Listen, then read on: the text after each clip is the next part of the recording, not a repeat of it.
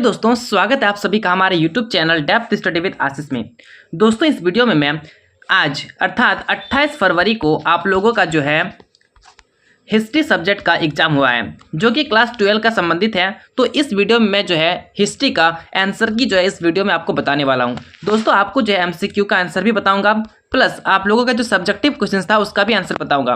दोस्तों, हमारे चैनल में जो भी आपके इंपॉर्टेंस दिए गए थे क्वेश्चन, वही क्वेश्चन जो है आपके एग्जाम में हूबहू छपे गए हैं। ठीक है, 2024 के मुकाबले देखा जाए तो आप लोगों का जो है बहुत ही इजी क्वेश्चन पेपर था। ठीक है, चलिए देखते हैं, एक एक क्वेश्चन को हल करते हैं और हर एक क्वेश्चन का जो है बताते चलूंगा कि आपको जो है मैं ये क्वेश्चन पे ऑलरेडी बता चुका हूँ। ठीक है, सारा क्वेश्चन जो है मैंने पहले ही डिस्कस कर चुका हूँ। जो भी बच्चे हमारे चैनल में हर एक वीडियो को देख कर गए होंगे अपने एग्जाम में, तो वो दोस्तों बहुत ही अच्छा रिजल्ट जो है प्राप्त किए होंगे।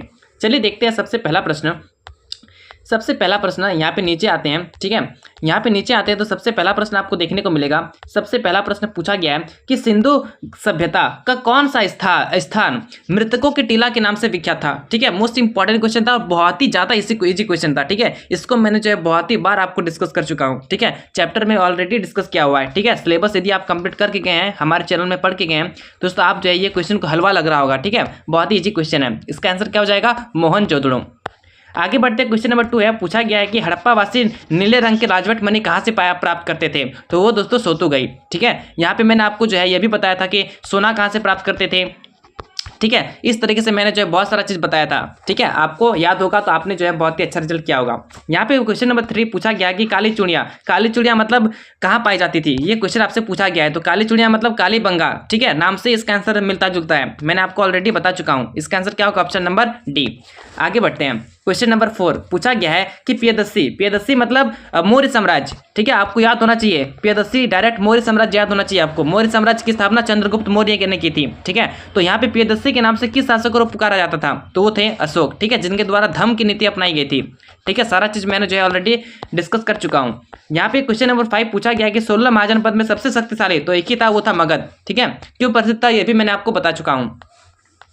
यहाँ पे क्वेश्चन नंबर 6 है। पूछा गया कि मौर्य वंश का संस्थापक कौन था, तो मौर्य वंश का संस्थापक मैंने आपको पहले ही बता दिया, कौन? चंद्रगुप्त मौर्य।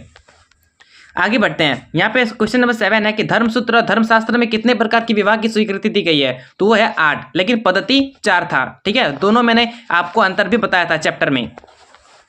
आगे बढ़ते हैं, क्वेश्चन नंबर 9 पूछा गया है कि महाभारत के रचयिता कौन थे। महाभारत भी मैंने आपको बताया था और रामायण भी बताया था, दोनों बताया था, ताकि आपके एग्जाम में कोई भी प्रश्न आए तो आप उसका हल कर सकते हैं। ठीक है, इसका आंसर क्या होगा? वेद व्यास।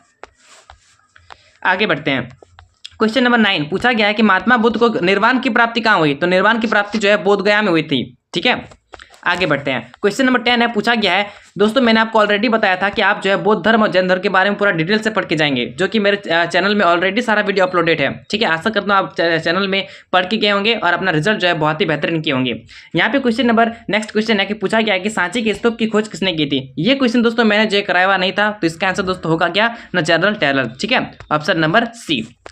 इसके अलावा सारा क्वेश्चन मैंने कराया हुआ था। यहाँ पे नेक्स्ट क्वेश्चन देखेंगे तो क्वेश्चन नंबर यहाँ पे पूछा गया है कि महावीर स्वामी का जन्म कहाँ हुआ था। मोस्ट इंपॉर्टेंट क्वेश्चन था, बहुत ही इजी क्वेश्चन था। ठीक है, कहाँ हुआ था, इसका माता के नाम, पिता का नाम, वाइफ का नाम। ठीक है, सारा चीज मैंने जो पूरा इसका बायोग्राफी बताया था। ठीक है, तो इसका आंसर क्या हो जाएगा? कुंडलग्राम। चलिए नेक्स्ट क्वेश्चन, यहाँ पे नेक्स्ट क्वेश्चन है कि अल बिरूनी। ठीक है, 3 यात्री के बारे में आपको बताया था। अल बिरूनी हो गया, ठीक है, इब्न बतूता हो गया। ठीक है, इस तरीके से मैंने 3 यात्री का नाम बताया था, तीनों के बारे में पूरा डिटेल से चैप्टर नंबर 5 आपका याद होना चाहिए। ठीक है, चैप्टर नंबर 5 में पूरा डिटेल से बताया गया है। तो ये जो है अल बिरूनी एक शिक्षित परिवार में जन्म लिए थे, कहाँ? ख्वारिज्म में। नेक्स्ट, निम्न में से कौन एक विदेशी यात्री चिकित्सक था, तो चिकित्सक एक ही थे, वो थे फ्रांसवा बर्नियर, जो कि फ्रांस से संबंधित है। ठीक है, फ्रांस के देश का निवासी है। नेक्स्ट, रामानंद के शिष्य कौन है, तो रैदास, कबीर और धन्ना पीबा, सब हो जाएगा इनमें से सभी। नेक्स्ट क्वेश्चन नंबर 15 पूछा गया है कि ख्वाजा मोइनुद्दीन चिश्ती की दरगाह कहाँ है, तो वो है अजमेर में। ठीक है, तो चलिए आगे बढ़ते हैं, क्वेश्चन नंबर 16 देखते हैं। पूछा गया है कि हरिहर और बुक्का, मोस्ट इंपॉर्टेंट क्वेश्चन आपका विजयनगर साम्राज्य से क्वेश्चन है, चैप्टर नंबर 7 याद कीजिए। ठीक है, एक साम्राज्य की राजधानी विजयनगर, इससे संबंधित है। पूछा गया है हरिहर और बुक्का किस वंश से शासक थे, तो वो थे संगम वंश। ठीक है, जो विजयनगर साम्राज्य था उसमें 4 ही वंश था, एक संगम, सुलभ, तुलुभ और अराबिद, 4 वंश। ठीक है, जिसमें मैंने बताया था कृष्णदेव राय किस वंश से संबंधित थे। ये सारा चीज मैंने जो है चैप्टर में डिस्कस कर चुका हूँ। नेक्स्ट क्वेश्चन, अमुक्त मल्यत नामक ग्रंथ के लेखक कौन थे, तो दोस्तों वो थे कृष्णदेव राय, चैप्टर नंबर 7 याद कीजिए। नेक्स्ट 16वीं और 17वीं सदी के दौरान भारत में करीब कितने प्रतिशत लोग जो है गांव में रहते थे? तो वो था 85%। आगे बढ़ते हैं। नेक्स्ट, अकबरनामा के किस खंड को आईन अकबरी कहा जाता था? तो वो था तीसरा खंड। ठीक है, option number C. 20 number question है, पूछा गया है कि तंबाकू का सेवन सर्वप्रथम किस मुगल सम्राट ने किया था? तो दोस्तों वो था अकबर, लेकिन पाबंदी किसने लगाया था? जहांगीर। ठीक है, आपको याद होना चाहिए मुगल साम्राज्य वाला चैप्टर। नेक्स्ट क्वेश्चन, संथाल लोग राजमहल की पहाड़ियों में कब से आकर बसने लगे थे? ये चैप्टर को मैंने जो है बहुत ही इजी वे में, बहुत ही अच्छा आसान तरीके से, बहुत ही बेहतरीन ढंग से समझाया था। ठीक है, जिसमें संथालों का आगमन कैसे होता है, पहाड़ी लोग कैसे पीछे हो जाते हैं, फिर संथाल लोगों के ऊपर जो है शोषण कैसे किया जाता है, फिर अंग्रेज जो है पूरा देश क्षेत्र पर शासन करने लगते हैं। ठीक है, इसका आंसर क्या होगा? 1800 के दशक से। नेक्स्ट क्वेश्चन, पूछा गया कि दक्कन दंगा आयोग ने ब्रिटिश पार्लियामेंट में रिपोर्ट कब पेश की? तो दोस्तों इसका आंसर क्या हो जाएगा? 1878। नेक्स्ट क्वेश्चन, पूछा गया है सहायक संधि नामक व्यवस्था किसने तैयार की थी? ठीक है, यहाँ पे दोस्तों आपको 4 ऑप्शन देखने को मिल रहा है, जिसमें से इसका आंसर होगा लॉर्ड वेलेस्ली।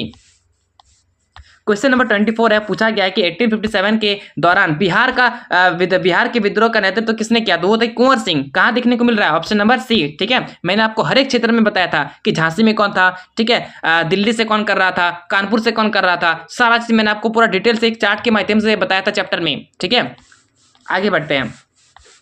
क्वेश्चन नंबर यहाँ पे 25 पे पूछा गया है कि मुगल बहादुर शाह जफर, ठीक है, द्वितीय को गिरफ्तार करके कहाँ ले गया था? तो दोस्तों वो जो है रंगून ले गया था। ठीक है, ऑप्शन नंबर बी।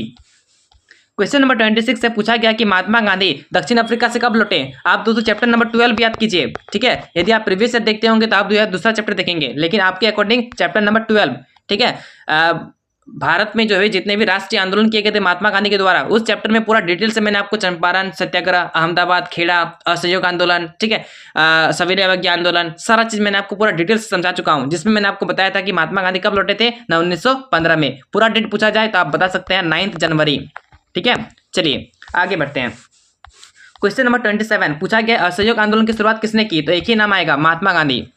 कब की थी? 1920 में। रिटर्न कब लिया गया था? 1922 में। सारा चीज याद होना चाहिए। नेक्स्ट क्वेश्चन, क्वेश्चन नंबर 28 पूछा गया भारत छोड़ो आंदोलन कब हुआ? ये तो मैंने आपको सब्जेक्टिव ऑब्जेक्टिव बार बार इसको रिपीट करा चुका हूं। ठीक है, मोस्ट इंपॉर्टेंट क्वेश्चन था 1942 में। इसी में एक नारा दिया गया था, करो या मरो का नारा। ठीक है, किसके द्वारा दिया गया था? महात्मा गांधी के द्वारा। ठीक है, मोस्ट इंपॉर्टेंट क्वेश्चन था, मैंने आपको सब्जेक्टिव में भी इस क्वेश्चन का आंसर बताया था।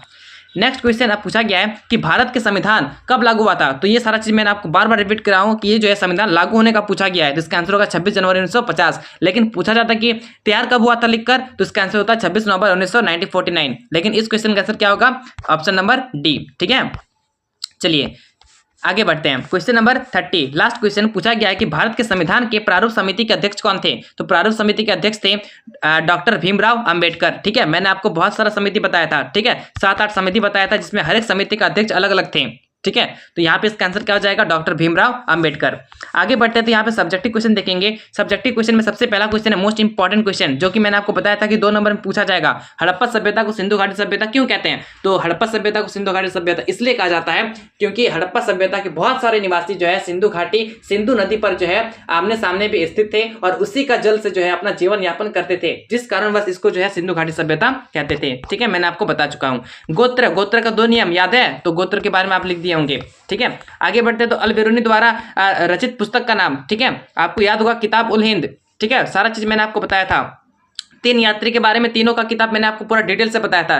ठीक है, आगे बढ़ते हैं। यहाँ पे नेक्स्ट क्वेश्चन था कि प्रारंभ भक्ति आंदोलन, चैप्टर नंबर 6 याद कीजिए। ठीक है, इसका आंसर आपको मिलेगा प्रॉपर तरीके से। यहाँ पे नेक्स्ट क्वेश्चन है question number 35 chapter number 7 Vijayanagara साम्राज्य से पूछा गया है। नेक्स्ट क्वेश्चन दामिनी को आपको जो है देहात और गांव, ठीक है, आपको जो संथाल विद्रोह था यही है दामिनी को। ठीक है, जो एक भूमि का टुकड़ा होता था। आगे बढ़ते हैं तो भारत छोड़ो आंदोलन, ठीक है, ये क्वेश्चन तो मैं आपको बार बार रिपीट करा चुका हूं, आप जो है डिस्क्रिप्शन में चेक करें या फिर आप हमारे चैनल में विजिट करके सारा क्वेश्चन का आंसर देखें। उद्देश्य प्रस्ताव कब और किसने प्रस्तावित किया था? तो दोस्तों जवाहरलाल नेहरू के द्वारा। कब? ना दूसरी बैठक में। ठीक है, 1946 याद कीजिए, मैंने आपको पॉलिटिकल साइंस में ये चैप्टर पढ़ाया था। आपको जो है चैप्टर नंबर अंतिम चैप्टर जो है आपका हिस्ट्री में, इसने भी मैं आपको बता चुका हूँ। ठीक है, आगे बढ़ेंगे तो यहाँ पे 3 नंबर वाला प्रश्न देखेंगे कि मोहनजोदड़ो से प्राप्त विशाल स्नानागार पर एक संक्षिप्त टिप्पणी लिखें। तो स्नानागार के बारे में आप जानते होंगे, क्या होगा कि स्नानागार में आपको पता होगा कि चारों तरफ से जो है चलने वाला होता था बरामदा जैसा। ठीक है, 2 तरफ से जो है सीढ़ियां होती थी उतरने के लिए, जो उत्तर और दक्षिण दिशा में होता था। यहाँ पर सामने में एक जो है कमरा होता था जो ड्रेस चेंज करने के लिए उपयोग में किया जाता था। ठीक है, ये स्नानागार का यूज क्या होता था, ये स्नानागार का यूज जो है अनुष्ठान कार्य में होता था। ठीक है, ये सारा चीज आप लिखते होंगे। नेक्स्ट, अशोक के धर्म की प्रमुख विशेषताओं को लिखिए। तो धर्म के बारे में मैंने आपको बताया था कि इसमें जो है बड़ों का सम्मान करना चाहिए, छोटों को आदर देना चाहिए। ठीक है, मतलब सारा तरीके से अहिंसा था इसमें। ठीक है, अहिंसा, किसी प्रकार का हिंसा नहीं, सारा चीज बहुत ही प्रेम पूर्वक होना चाहिए। ठीक है, ये सारा चीज मैंने आपको बता चुका हूँ। हीनयान और महायान ये जो है आपका बौद्ध धर्म से संबंधित है। ठीक है, जब 2 भाग में बढ़ जाता है, पुराना है नया है। ठीक है, इसमें मूर्ति पूजा होती है, इसमें मूर्ति पूजा नहीं होती है। इस तरीके से आपको जो यहाँ पे अंतर लिखना था। यहाँ पे जो है गुरु नानक के प्रमुख उपदेश को चर्चा करें। ठीक है, तो मैंने इसके बारे में तीन चीज के बारे में मैंने आपको बताया था। एक गुरु नानक के बारे में, एक कबीर के बारे में, ठीक है, और एक जो है रैदास। ठीक है, और एक क्या था मैं आपको यहाँ पे याद नहीं आ रहा है, लेकिन मैंने जो है 1, 2 और एक जो है 3 का जीवनी के बारे में पूरा डिटेल से बताया था। ठीक है, चलिए नेक्स्ट क्वेश्चन पूछा गया 43 विजयनगर के अमर नायक प्रणाली। ठीक है, अमर नायक प्रणाली बहुत ही इंपॉर्टेंट क्वेश्चन था जो मैंने आपको पहले बता चुका हूँ। अमर नायक प्रणाली क्या होता था कि जो अमर नायक होते थे, मतलब सेना का जो प्रमुख होता था, ठीक है, वो जो है संचालन करते थे। ठीक है, तो इस तरीके से आप लिखे होंगे तो आपको जो है इसमें अच्छा मार्क्स दिया होगा। नेक्स्ट, दक्कन में हुए किसान विद्रोह के क्या कारण थे। तो इसका आंसर दोस्तों मैं बताया हुआ नहीं हूं, लेकिन आप चैप्टर में देखेंगे तो आपको ऑलरेडी मिल जाएगा। ठीक है, आगे बढ़ते हैं। 1857 की क्रांति, मोस्ट इंपॉर्टेंट क्वेश्चन। इसका तो मैंने बहुत ज्यादा जो है डिस्कस कर चुका हूं, प्लस इसका जो है बहुत सारा कारण भी मैंने आपको बताया था। ठीक है, चलिए नेक्स्ट क्वेश्चन है सविनय अवज्ञा आंदोलन। ठीक है, सविनय अवज्ञा आंदोलन का आप जो है लिख सकते थे नमक सत्याग्रह। ठीक है, नमक सत्याग्रह, सविनय अवज्ञा आंदोलन का अर्थ क्या होता है। तो इसका अर्थ होता है कि हम लोग जो है किसी भी प्रकार का जो है उन लोग का सहयोग नहीं करेंगे, प्लस उन लोगों का जो नियम है वो नियम भी नहीं मानेंगे। ठीक है, जैसे कि नमक सत्याग्रह में नमक को तोड़ा गया। ठीक है, उनका जो है नियम को भी नहीं माना गया और उसमें जो है नमक को बनाकर जो है सभी भारतवासी जो है नमक को बना सकते थे। इस तरीके से जो यहाँ पे बताया गया था। चलिए अब 5 नंबर का क्वेश्चन में सबसे पहला प्रश्न पूछा गया था कि हड़प्पा सभ्यता की प्रमुख विशेषताएं। इसमें आप जो है स्नानागार के बारे में लिख सकते थे, इसमें जो है आप नगर नियोजन के बारे में लिख सकते थे, यहाँ पे जो है जल निकासी व्यवस्था के बारे में आप यहाँ पे लिख सकते थे। इसके बाद प्लस इसमें जो आप ईंटा के बारे में लिख सकते थे, 4 प्रकार की ईंटा होती थी। इसमें जो आप मोहर के बारे में लिख सकते थे, मोस्ट इंपॉर्टेंट क्वेश्चन था। ठीक है, ये सारे के बारे में आप लिख सकते थे। कोई भी आप लिखे होंगे प्रॉपर तरीके से 5 नंबर में तो दोस्तों आप जो है बहुत ही अच्छा मार्क्स प्राप्त किए होंगे। ठीक है, यहाँ पे देखेंगे तो महात्मा बुद्ध की जीवनी और उपदेश, ठीक है, दोनों के बारे में मैंने आपको डिटेल से बताया हो कि आप जो है बौद्ध धर्म के बारे में और जैन धर्म के बारे में, दोनों के बारे में बहुत ही डिटेल से पढ़ के जाएंगे। ठीक है, तभी आप एक अच्छा रिजल्ट प्राप्त कर सकते हैं। और देखिए आपका एग्जाम में आ भी गया। ठीक है, जो कि हमारे चैनल में अपलोडेड है क्वेश्चन। नेक्स्ट, विजयनगर के शासक कृष्णदेव राय की उपलब्धियों के बारे में लिखें। तो यहाँ पे कृष्णदेव राय की उपलब्धियों के बारे में लिखें। इस क्वेश्चन को मैंने आपको डिस्कस कर चुका हूँ, आपको जो ऑलरेडी इस क्वेश्चन का आंसर प्राप्त है। ठीक है, नेक्स्ट, स्थायी बंदोबस्त, मोस्ट इंपॉर्टेंट क्वेश्चन, जिससे जो है अंग्रेज भारत पर हर एक किसान से जो है लूटता था। ठीक है, तो ये सारा चीज मैंने आपको बताया था कि फिर नीलामी कैसे लगाया जाता था। ठीक है, फिर नीलामी के दौरान जो जमींदार होते थे वो कैसे जो है अपना खेत को वापस लेते थे। तो ये सारा चीज मैंने आपको ऑलरेडी बता चुका हूँ। ठीक है, आगे बढ़ते हैं। 1857 की क्रांति, मोस्ट इंपॉर्टेंट क्वेश्चन, ये क्वेश्चन तो मैंने आपको बार बार रिपीट करा चुका हूँ। ठीक है, आगे बढ़ते हैं। यहाँ पे देखेंगे आप भारतीय राष्ट्रीय आंदोलन में गांधी जी की भूमिका। ठीक है, तो आप इसके बारे में बहुत सारे लिख सकते थे। ठीक है, चलिए अगर मेन पॉइंट देखा जाए तो आप असहयोग आंदोलन के बारे में लिख सकते थे। ठीक है, आप जो है सविनय अवज्ञा आंदोलन के बारे में लिख सकते थे। ठीक है, सविनय अवज्ञा आंदोलन में क्या लिखते हैं, नमक सत्याग्रह, दांडी मार्च के बारे में लिख सकते थे। आप जो है इसमें भारत छोड़ो आंदोलन के बारे में लिख सकते थे। ठीक है, तो ये सारा चीज आप जो है इस पॉइंट में लिख सकते थे और ये जो है प्रॉपर तरीके से 5 मार्क्स लिख सकते थे। अर्थात मिला जुला के बात किया जाए कि आप जो है इसमें 100% आप जो है बहुत ही अच्छा रिजल्ट प्राप्त कर सकते हैं यदि आप हमारे चैनल में अच्छे से पढ़ाई करके गए होंगे तो। ठीक है, आशा करता हूँ आप सभी बच्चे, जितने भी बच्चे हैं हमारे चैनल में पढ़ के गए थे, वो जो है प्रॉपर तरीके से एक अच्छा मार्क्स गेन कर चुके हैं, बहुत ही अच्छा रिजल्ट लाएंगे। आप सभी को आपके भविष्य के लिए बहुत बहुत बधाई। आपका एग्जाम बहुत ही अच्छे से गया होगा। कांग्रेचुलेशन, थैंक यू, जय हिंद, जय भारत।